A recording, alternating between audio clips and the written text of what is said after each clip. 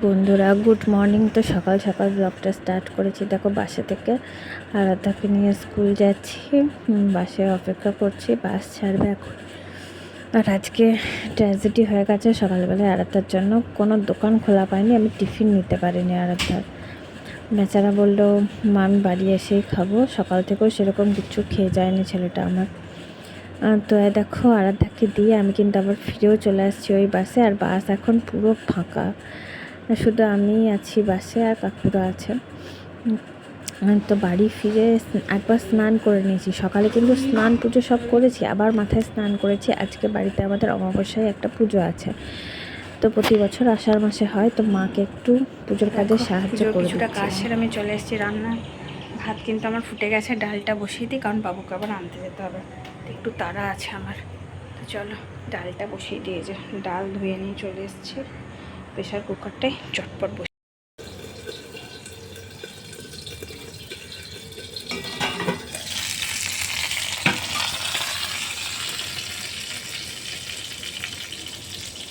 তো ভাত ডাল হয়ে গেছে, পটল ভাজাটা করছি, আর পটলের ধোঁয়াতে ক্যামেরাটা ঝাপসা হয়ে যাচ্ছে। ঝিঙে আলু কাটা আছে, পোস্ত করব।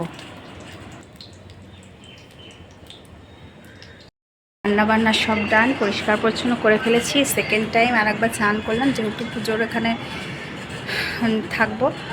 কারণ যদি আনতে যেতে হয় তাহলে হয়তো বেশিক্ষণ থাকতে পারবো না, আর যদি ওর বাবা আনতে যায় তাহলে ইয়ে করতে হবে, থাকতে পারবো। ওই জন্য আরেকবার স্নান করে নিলাম ভালো করে।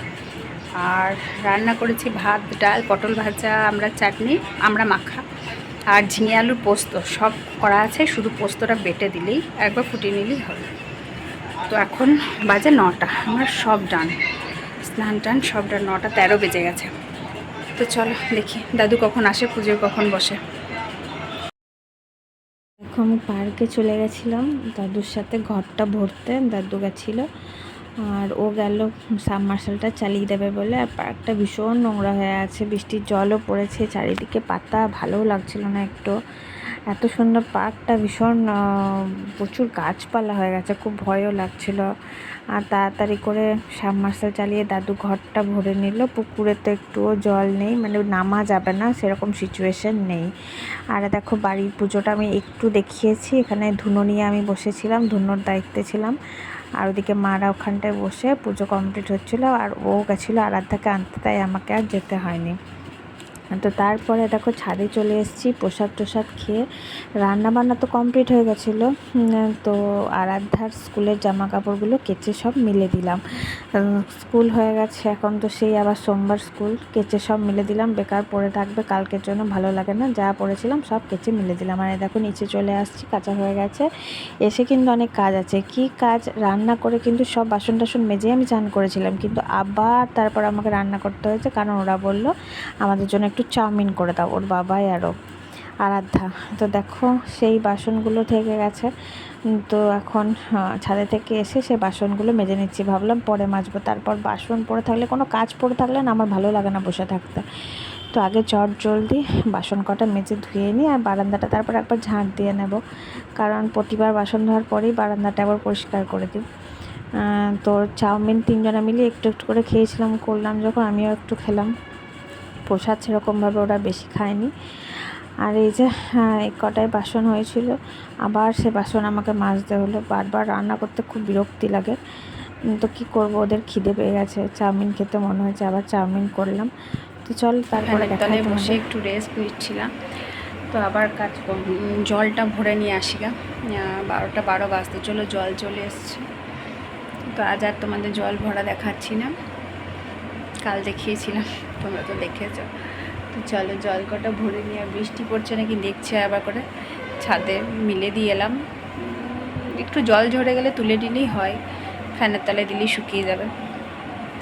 তো চলো জল কটা ভরে চলো। আর একদম দেখো তারপরে ভাত খাওয়ার টাইমে তোমাদের সাথে কথা বলছি। তো ভাতটা তো তোমাদের বলেই দিয়েছি কি করেছি, ভাত, মুগের ডাল, পটল ভাজা, লেবু দিয়েছিলাম, আমড়া মাখা, আর ঝিঙে আলু পোস্ত। তো ভাতগুলোই বেড়ে নিচ্ছিলাম, ডালটা দিয়ে দিচ্ছিলাম আরাধ্যাকে, ওর বাবাইকে। আর ওরা কি আরাধ্যা ডাল খাবো না, এই খাবো না, ওই সব করছিল। তো জোর করেই ওকে খাওয়ানো, সব জিনিস সবসময় খেতে চায় না। সরি, বাচ্চারা যেমন করে আর কি। তো ওই দেখো ঝিঙে আলু পোস্তটা দিয়ে দিচ্ছি। পোস্ত খেতে আমার কিন্তু খুব ভালোবাসে, পোস্ত বেশি করে দিতে হবে ওকে, পোস্ত দিয়েই ভাত খাবে এরকম ব্যাপার। আর যেহেতু বাড়িতে পুজো ছিল সেই জন্য নিরামিষ হয়েছে, শুক্রবার হলেও নিরামিষ, আর কালকে শনিবার আছে, কালও কিন্তু নিরামিষই খাবো। আর এই যে রান্নাবান্না খাওয়া দাওয়া শুরু করে দিয়েছি। আমার থালাটাই ডাল নিতে ভুলে গেছি, তো আমারটাই এবার নিয়ে নিচ্ছি, দিয়ে আমিও খেয়ে নেবো। আর আরাধ্যা নিজে নিজেই খেতে পারে, সব দিন ওকে খাওয়াতে হয় না, ও খুব মন না হলে তখন ওকে খাইয়ে দিতে হয়।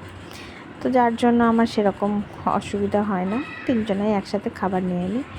আর তারপরে দেখো বড়া নিতে ভুলে গেছিলাম, মারা দিয়েছিল মোচার বড়া, তো ওটাই নিয়ে নিলাম। আর তারপর তোমাদের সামনে একবারে আসবো বিকালে। বিকালবেলা বন্ধুরা রেডি, এই তো রেডি হয়ে বসে আছে, যাবো কি করে, বৃষ্টি পড়ছে।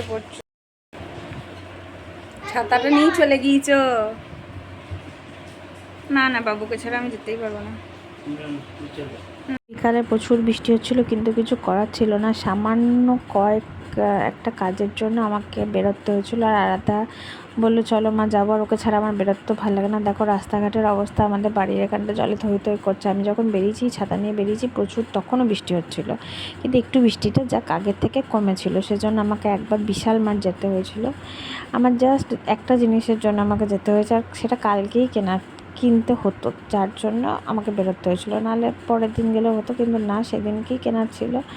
এবার বুঝতে পারিনি, সারাদিন তো পরিষ্কার ছিল, ভাবলাম বিকালে বেরোবো, বিকালে যে এত বৃষ্টি হবে সত্যিই ভাবিনি। তো দেখো আরাধ্যার আমি চলে গেছি বিশাল মাঠে, আর এটা লিফটে করে আমরা ওপরে গেলাম।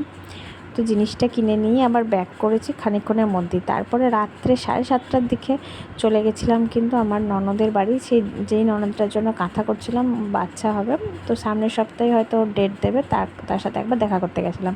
বাড়ি ফিরতে হয়ে গেছিলো 9:30। আর তারপরে আর ওখানেও ব্লগ করা হয়নি, আর আজকের মতন ব্লগটা এত দূরই থাক, চলো টাটা।